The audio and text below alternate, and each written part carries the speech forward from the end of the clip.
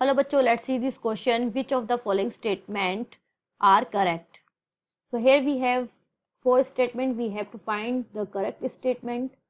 So key concept यहाँ पे लग जाएगा. That is a formula of pH is equals to minus logarithm of concentration of H plus ion in the solution. ठीक है. तो अब फर्स्ट स्टेटमेंट हमें क्या दिया हुआ है, हमें pH फाइंड आउट करना है HCl सॉल्यूशन का, जिसमें हमें H प्लस कंसंट्रेशन कितनी दी हुई है 1 इंटू 10⁻⁸ मोलर. तो pH कैसे फाइंड आउट करेंगे, इसका हम फॉर्मूला यूज कर लेंगे. Minus log concentration of H plus कितनी है 1 इंटू 10⁻⁸. अब आपको पता है कि 10⁻⁸ है, तो -8 पावर जो है वो लॉग के पहले आ जाएगी, तो यहाँ पे ये +8 हो जाएगा और अंदर क्या बचेगा log 10. अब log 10 की वैल्यू रहती है 1, यानी कि pH कितना आ गया हमारा यहाँ पे 8. ये आ गया यहाँ पे, यानी कि आपका फर्स्ट स्टेटमेंट क्या है यहाँ पे करेक्ट है. अब बी की बात करते हैं. बी स्टेटमेंट हमसे पूछा गया है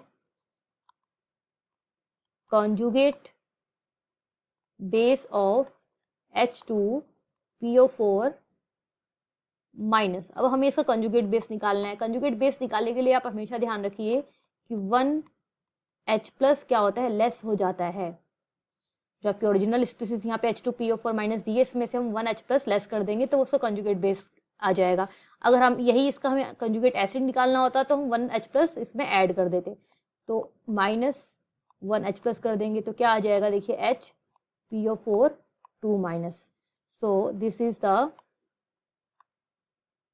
corresponding conjugate base. तो हमें सेकेंड स्टेटमेंट में सही दिया हुआ है, so this one is correct statement. Now move to the C. देखिए सी में बोला है ऑटो प्रोटोलिसिस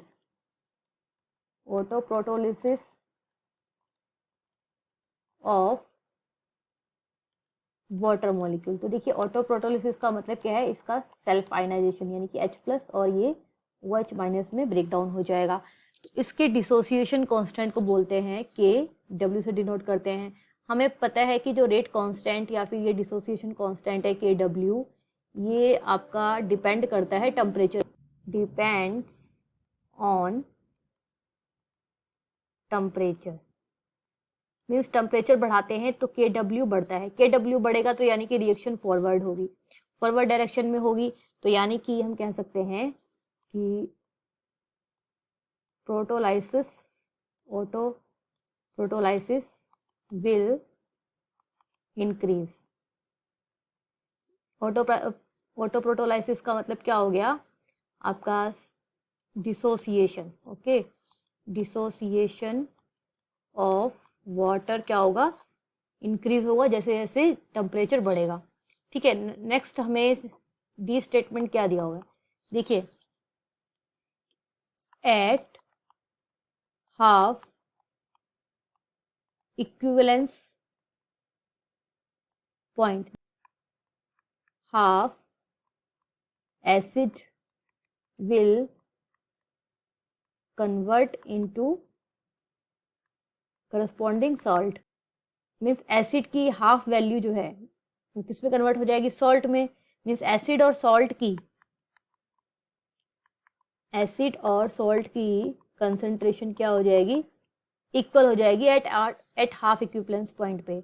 और आपको पता है कि pH कैसे निकालते हैं, pKa plus log concentration of salt divide by concentration of acid. और हाफ इक्विवेलेंस पॉइंट पे क्या है, एसिड और सॉल्ट की कंसंट्रेशन सेम है तो कट जाएंगे, तो यहाँ पर आ जाएगा pKa प्लस log 1 की वैल्यू कितनी रहती है 0, तो ये किसके इक्वल आ जाएगा pKa. यानी कि हम यहाँ से कह सकते हैं कि pH आपका pKa के बराबर हो जाएगा एट हाफ इक्विवेलेंस पॉइंट पे. तो देखिए ऑप्शन सी क्या है, करेक्ट है, और ऑप्शन डी इनकरेक्ट है. ठीक है. तो यानी कि हमारे आंसर हो जाएंगे A, B, C. ये आपके राइट ऑप्शन है यहाँ पर. I hope you understood well. Best of luck.